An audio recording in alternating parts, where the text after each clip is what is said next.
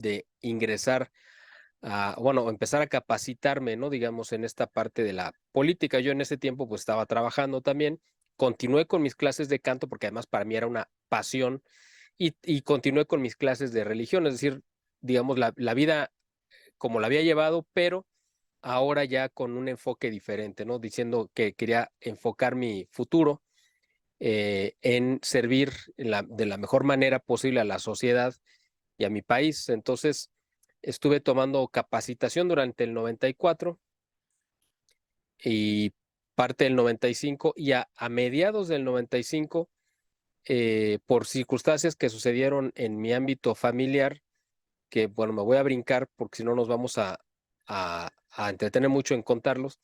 Yo tomé la decisión de ya entrar de tiempo completo a este organismo que peleaba por la justicia, por la verdad, o cuando menos en el papel eso es lo que decía, ¿no?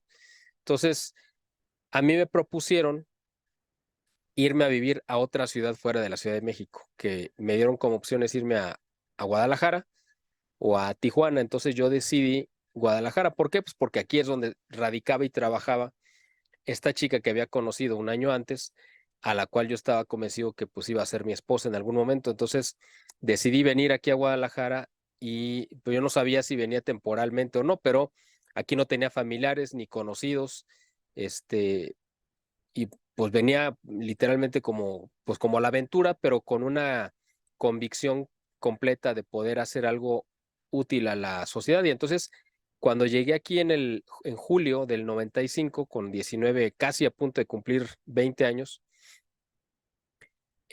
pues descubrí un mundo fascinante, ¿no? Que era, para empezar, pues lo que nosotros conocemos en la Ciudad de México como la provincia, que bueno, pues es un término que la gente que está en el interior de la República, pues también lo toma medio despectivo, pero me refiero a lo que es fuera de la Ciudad de México, porque la capital a veces uno nos hace creer que todo el mundo, como se vive en Estados Unidos, por ejemplo, que piensan que fuera de Estados Unidos pues no existe otro mundo, ¿no?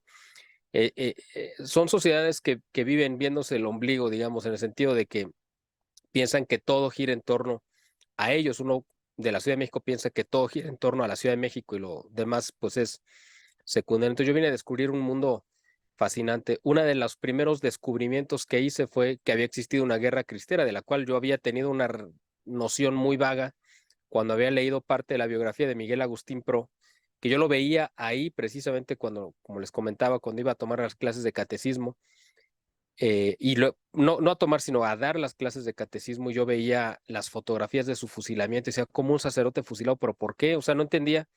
Y cuando leí una biografía así de esas, estilo como cuentos, un cuentito muy fácil de leer que se llama Vidas Ejemplares, es una colección que edita o editaban los jesuitas precisamente, o Ediciones San Pablo, una de esas, de Ediciones Paulinas me parece, no recuerdo quién, pero yo leí la vida de este sacerdote y me pareció, yo sé, bueno, pero ¿en qué momento sucedió esto en la historia de México? Hace 100 años, bueno, menos, ¿no? Unos 80 años en ese tiempo, cuando yo no me había enterado de nada, ¿no? Bueno, entonces cuando llegué aquí a Guadalajara descubrí todo lo que había sido la guerra cristera, los líderes cristeros, todo ese espíritu que se respira principalmente aquí en Jalisco, y para mí fue un descubrimiento fascinante, ¿no? Y tuve oportunidad de conocer pues un sinfín de gente, porque este grupo político al que al que me había unido, visitaba de manera regular pues a políticos, ¿no? Diputados, alcaldes, presidentes municipales, líderes sindicales, empresarios, sacerdotes, obispos, o sea, a todos los representantes, digamos, por llamar de alguna manera, de la cúpula social, es decir, los que toman, los líderes, los liderazgos sociales, ya sea empresariales, políticos o religiosos. Entonces, de muy temprana edad, yo aprendí como a relacionarme, aprender e incluso pues hablar, pues no diré que de a tú, pero cuando menos sin cortarme, con gente obviamente que me llevaba o triplicaba, me doblaba o triplicaba la edad y que tenía mucho más experiencia que yo, pero que pues yo tenía el arrojo en ese tiempo de hablar de temas pues complicados, ¿no? Que para ahorita, para muchos son temas comunes, pero estamos hablando hace casi 30 años, hace 28 años, pues no era tan común hablar del nuevo orden mundial, hablar de la ONU como un instrumento que quería imponer una serie de restricciones a las libertades, hablar de que había una conspiración mundial para despoblar al planeta. Esas cosas, la gente cuando las escuchaba le parecía casi más un tema de ciencia ficción. Ahorita pues hay mucho más sensibilización y la gente pues está más familiarizada, pero estamos hablando de hace 30 años, no era el caso. Entonces, pues yo empecé a militar en este organismo y yo me sentía fascinado por esta parte, ¿no? Que mencionaba del hispanismo y el rescate a toda a nuestro origen identitario. Pero por otro lado, empecé a notar cosas medio extrañas con las que yo no me sentía muy cómodo porque empecé a ver que este grupo tenía más un comportamiento, porque yo había estudiado como parte de mi formación religiosa cómo se comportaban las sectas y yo empecé a notar comportamientos sectarios dentro de este grupo que no me gustaban y empecé a ver cosas que no me parecían también como muy coherentes. Por ejemplo, que habíamos condenado en el papel, este grupo que tuvo su origen en Estados Unidos venía de la izquierda radical trotskista, la más radical en los 60 y fue girando, vamos a decir como entre comillas, fue girando hacia la derecha hasta llegar y posicionarse en lo que ahorita la gente conoce como la ultraderecha. O sea, tuvo un giro de 180 grados. Entonces, a mí me tocó conocer este grupo que había surgido del anticatolicismo a convertirse en un grupo que defendía a la Iglesia Católica y al catolicismo, pero como una filosofía, como una cuestión intelectual, pero no espiritual, ¿no? Entonces yo veía cosas ahí que yo decía, bueno, pues yo aprendí, en todo lo que aprendí, pues no, esto no está bien. Y empecé a notar ciertas incongruencias y ciertas cosas que no me gustaban, no me gustaban. Luego, en el 97 me promueven para irme a Estados Unidos, a la sede precisamente internacional de este organismo que estaba en Virginia, muy cerca de la capital de Washington, y ahí me di cuenta que pues toda la dirigencia de este grupo eran judíos, todos, o digamos el 90%, pero eran judíos que iban a misa, o sea, en teoría eran judíos conversos, ¿no? Pero yo no los veía muy convencidos, entonces yo con eso quedé como más alarmado todavía, y cuando regresé a México, eh, pues yo tenía esa inquietud de saber que había comportamientos y miembros de este organismo que la verdad no estaban bien de la cabeza. Entonces yo decía, esto, sí yo quería hacer esto, pero no me gusta esto, lo que están haciendo esta gente, ¿no? Hasta que llegó el punto de quiebre en el año 2003, yo ya tenía 8 años y ya para ese tiempo yo me casé con mi esposa en el 98 y estuvimos trabajando juntos del 98 al 2003, ella quizá un poquito menos, casi 5 años donde compartimos pues las mismas convicciones, por supuesto, y eso pues afianzó nuestro matrimonio, pero además ya en el 2003 decidimos salirnos de este organismo cuando vimos que ellos simplemente habían mostrado una careta ya muy descarada de una desviación ideológica que yo creo que la tuvieron desde su origen, pero nosotros no la habíamos descubierto cuando se descararon ya hacia la beta masónica, cuando menos en su parte intelectual, cuando defendían a figuras como Benito Juárez, cuando defendieron figuras como a Plutarco Elías Calles como un gran patriota y acusaron a los cristeros de ser traidores a la patria. Entonces, una serie de barbaridades que yo dije, bueno, esto simplemente es una locura. Y además están mintiendo de manera tan descarada que si están mintiendo en esto, que es tan obvio y grotesco, pues me imagino que han de haber mentido en todo lo demás.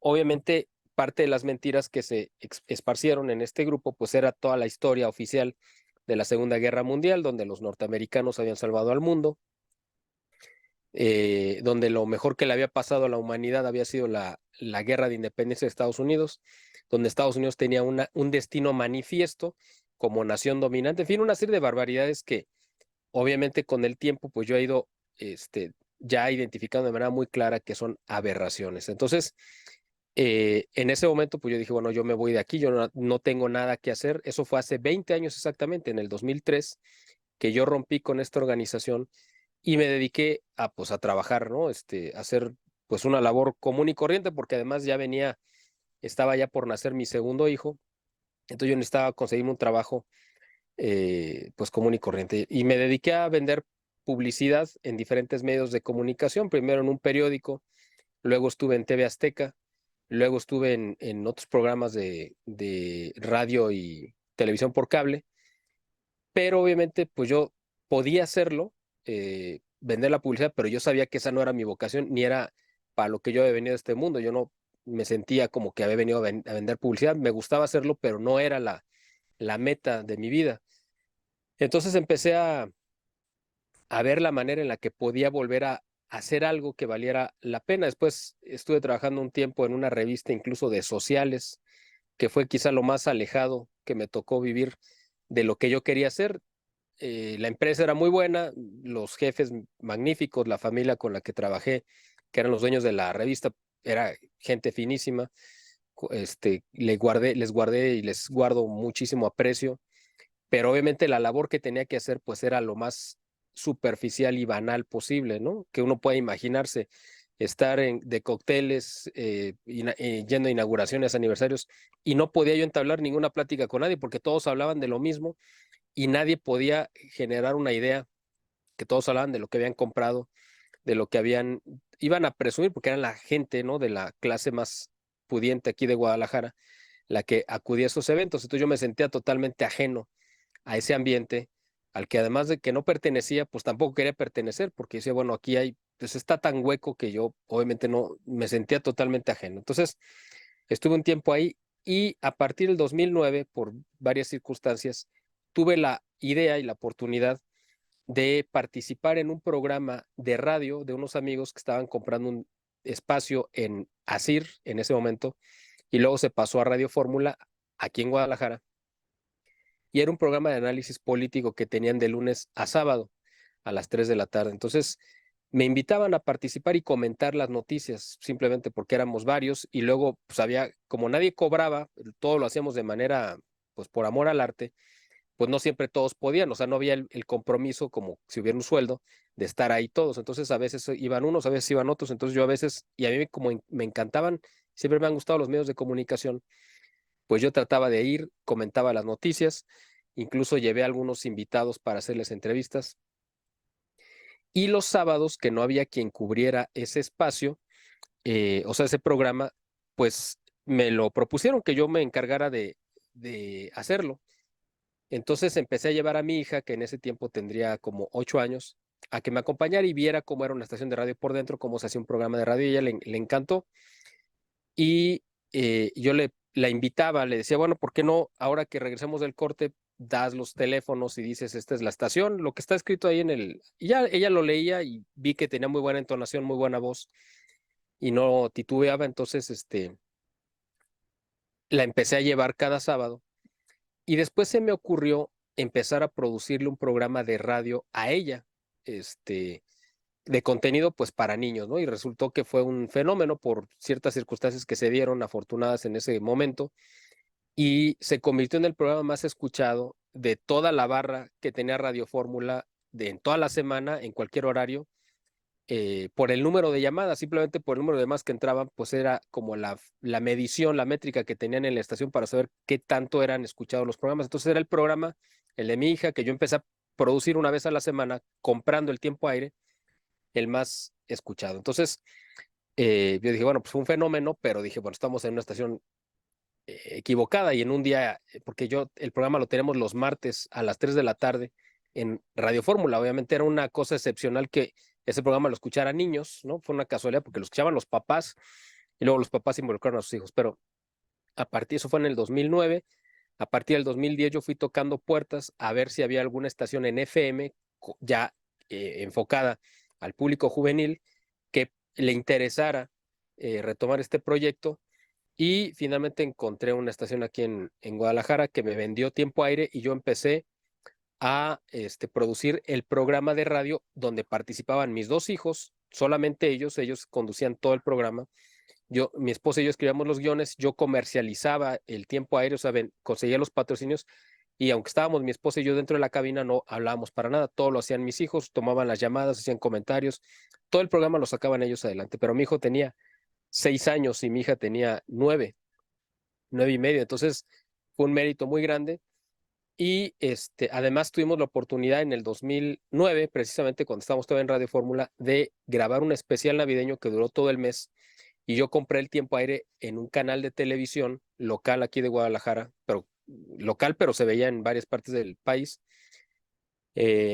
Conseguí un patrocinio de Dulces Vero, que ahora es parte de, me parece que de Grupo Bimbo, pero en ese tiempo era una empresa aquí de Guadalajara y compró la idea, ¿no? De hacer un especial navideño. Entonces grabamos todo lo que tenía que ver con la Navidad, lo que era la tradición, lo que significaban los árboles, las piñatas, las posadas, las pastorelas, o sea, con la idea de que fuera un contenido que tuviera que ver con la temporada, pero que le diéramos un sentido para que los niños aprendieran, pues todo y lo que tiene que ver con la Navidad. Hicimos un especial sobre San Nicolás, obviamente el verdadero personaje histórico que existió por ahí del año 300, y para desmontar el mito, ¿no? De este personaje que luego se sacó de la botella de Coca-Cola, ¿no?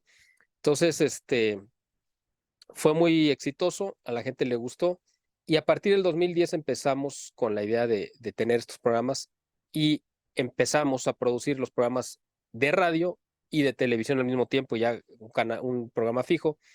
Mis hijos hicieron secciones de cultura en los programas de radio y de televisión, visitaban museos, hacían entrevistas, reportajes, de todo.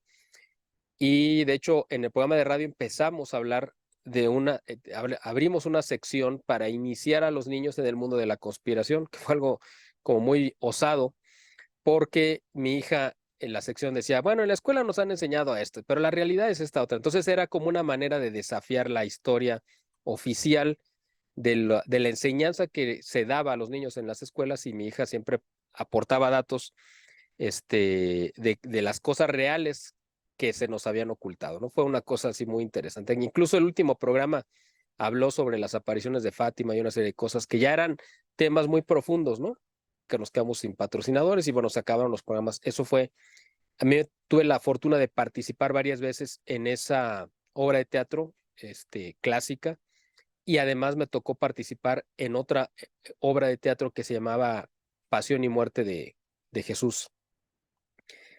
En esa obra me tocó representar a 5 papeles diferentes, no porque yo fuera un gran actor, sino porque hacía falta personal, ¿no? Entonces yo brincaba de un personaje a otro.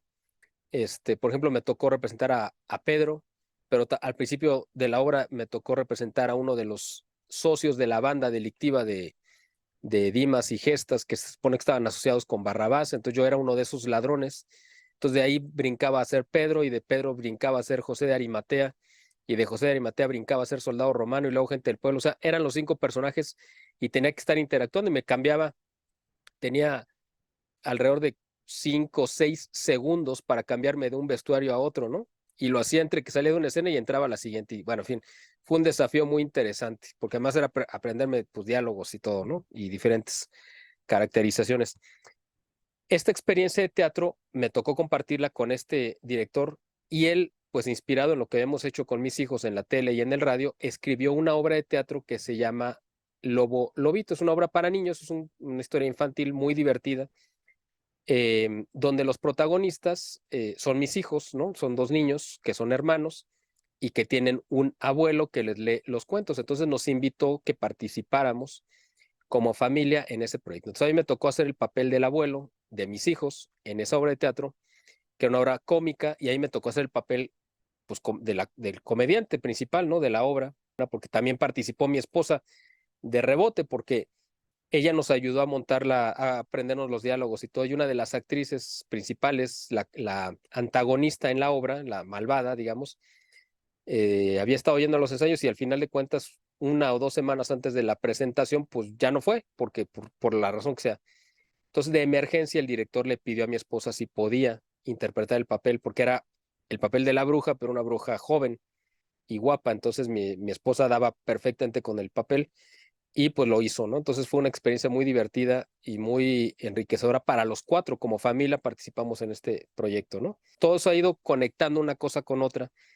Y en ese 2013, precisamente, que estaba yo desarrollando la idea de tener una pasta dental y de estar promoviendo los productos de limpieza, es cuando pues finalmente tuve pues, la inquietud de retomar esa parte que tanto me había llenado y que tanto yo había disfrutado, ¿no? Del análisis político y de la militancia y el activismo en defensa de la justicia, la verdad y todo lo que ya mencioné, pero haciéndolo ahora sí desde el punto de vista que yo consideraba que era el correcto, que era el de la óptica católica, y considerando que estamos en la parte de la historia humana, pues en lo que se considera como los últimos tiempos. Es decir, para darle como una ubicación en el tiempo a los acontecimientos que están sucediendo y que esto al final de cuentas es una batalla espiritual que se refleja en la política, en la historia, en la economía, etcétera, ¿no? Entonces ahí es donde tuve la idea y la iniciativa en el 2013 de tanto lanzar la idea o el proyecto, tratar de llevarlo a cabo, ¿no? El de la pasta dental que surgieron como proyectos hermanos y el del boletín de información e inteligencia estratégica. Y empecé a invitar a escritores o analistas que quisieran colaborar mandando artículos. Y a partir del 2014, de febrero del 2014, yo mismo empecé porque al principio el boletín pues nada más era pues recababa artículos, pero a partir del 2014 yo empecé a escribir artículos ya específicamente dando mi óptica y mi opinión y mi análisis personal sobre acontecimientos que estaban sucediendo en ese momento. Entonces, tuvo un gran impacto el boletín, uno de ellos llegó a las manos del cardenal don Juan Sandoval Íñiguez o varios ejemplares, y ahí fue donde él me mandó llamar a través de pues un amigo en común. Me mandó a llamar porque le había parecido muy, muy interesante lo que yo estaba haciendo, nos conocimos y a partir del 2014 hemos establecido una relación muy estrecha de amistad, de confianza, donde pues hemos ido, pues intercambiando ideas, información, en fin, con el cardenal, y para mí pues ha sido una de las mayores bendiciones que he tenido a lo largo de la vida. También tuve la bendición en el 2015 de ser invitado a un evento internacional que se llevó a cabo aquí en Guadalajara, que fue el primer y yo creo que único, no sé si se vaya a hacer otro más, pero va a estar complicado, este Congreso Internacional Identitario, donde participaron o vinieron aquí a Guadalajara gente, pues literalmente de todo el mundo. Vino gente de Estados Unidos, de Canadá, de Argentina, de Brasil, de España, Italia, Inglaterra, Alemania, y hasta de Irán.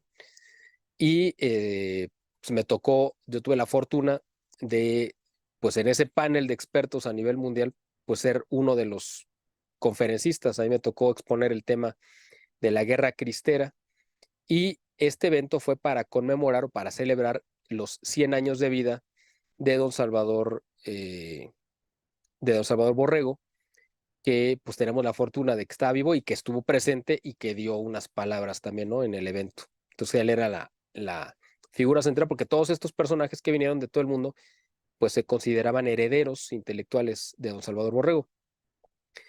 Entonces tuve yo la fortuna de participar ahí, y a partir de ese evento, pues mucha gente me conoció dentro y fuera de México y me invitaron pues a dar pláticas y a entrevistas, y a partir de ese momento yo inicié una relación de colaboración muy estrecha con TLV1 de Argentina, y a partir de ahí empezamos a realizar proyectos en conjunto, como estas mesas de análisis internacional que hemos realizado desde el 2017, 18 por ahí. En 2016 tuve la fortuna de conocer a Esteban Arce, este comunicador muy destacado a nivel nacional, porque él recibía, desde el 2014 empezó a recibir mi revista, entonces la estuvo leyendo yo cuando menos un año o más, y un día se me ocurrió escribirle, yo tenía su correo, por eso se la hacía llegar, para pedirle una cita porque iba a estar en la Ciudad de México, y me atendió inmediatamente, me aceptó y hicimos inmediatamente muy buena alianza, muy buena amistad, y él en el 2017 me ofreció un espacio en su noticiero de televisión a nivel nacional, ahora se llama Expreso de la Mañana, pero en ese momento se llamaba Matutino Express, que se transmite todos los días por Foro TV, un canal de Televisa, para tener una sección. Entonces, pues yo obviamente la clase de temas que yo manejaba en el boletín, pues no eran los temas que se pueden tocar en Televisa, por obvias razones. Entonces yo le dije, déjame buscar una fórmula que podamos usar en Televisa sin que te cause ningún problema y que no nos lo vayan a censurar. Y ahí es donde tuve la idea y la iniciativa de crear esta plataforma que se llama Orgullo e Identidad Nacional Mexicana, que es precisamente para rescatar el legado y el nombre y la memoria de personajes de la historia de México que no están en los libros de historia o de texto, que la mayoría de la gente no conoce, pero que hicieron grandes aportes. ¿Y por qué no se conocen? Pues porque fueron generalmente católicos, conservadores, es decir, que la masonería pues empeñó en que la gente no los conociera, pero estamos hablando de empresarios, científicos, políticos, artistas, héroes y de todo tipo de actividades que dieron su talento para engrandecer a México y que llevaron el nombre de nuestro país a lo más alto y que desgraciadamente pues han sufrido pues una injusticia histórica porque no están en el lugar que les corresponde. Gracias a Dios cumplimos este año 25 años de casados en septiembre pasado. Estamos en nuestras bodas de plata, así que también esa es otra institución muy fuerte que nos ha unido, ¿no? El matrimonio ya de 25 años, pues creo que ya es algo, una estructura bastante sólida y pues eso ha sido lo que ha permitido que todos estos proyectos pues hayan dado fruto, ¿no? Y que esperemos que sigan dando muchos más. Y bueno, gracias a todo esto, pues es que hemos llegado pues, a conocer gente como ustedes, ¿no? Que gracias a Dios, pues les ha interesado nuestro trabajo, que les ha resultado interesante y que pues han tenido el interés y nosotros les agradecemos, ¿no? De difundirlo y promoverlo y que nosotros estamos siempre con la mejor disposición de platicar y de pues dar pues lo mejor que tenemos, ¿no? Y ya por último, nada más comento que en el 2021 también retomé un poco, ¿no? La parte del canto, yo lo había dejado prácticamente de manera total en el 2006, más o menos. 2006 fue la última vez que yo canté en público y pues en el 2021 yo había ofrecido, porque esta yo creo que es una anécdota que también vale la pena comentar, si me lo permite, no me voy a extender mucho, pero creo que sí vale la pena. En el 2019 más o menos yo había tenido la idea desde antes, pero fue cuando que lo quise aterrizar ya de manera más formal, el tener de grabar una serie de himnos dedicados a la Virgen María, ¿no? Yo quería grabar un disco con todas las versiones que se hubieran compuesto del Ave María y empecé a ir 2 o 3 veces por semana a tomar clases de vocalización para tratar de recuperar la voz, pero yo cada vez que iba pues me daba cuenta que pues el instrumento simplemente no respondía. Entonces, pues estuve yendo un mes hasta que, bueno, yo le dije a mi esposo, sabes que ya no voy a seguir yendo porque aparte que estoy tirando el dinero a la basura, pues no tiene caso. Cada vez que voy, pues regreso más frustrado porque veo que no hay forma de que pues, la voz me salga. Entonces yo de camino, pues iba rezando, pidiendo o excusándome, ¿no? Pidiéndole disculpas a la Virgen porque le había hecho una promesa que no le iba a cumplir. Porque le decía, bueno, tú sabes que era mi intención dedicarte un disco, pues los himnos que se te han compuesto, ¿no?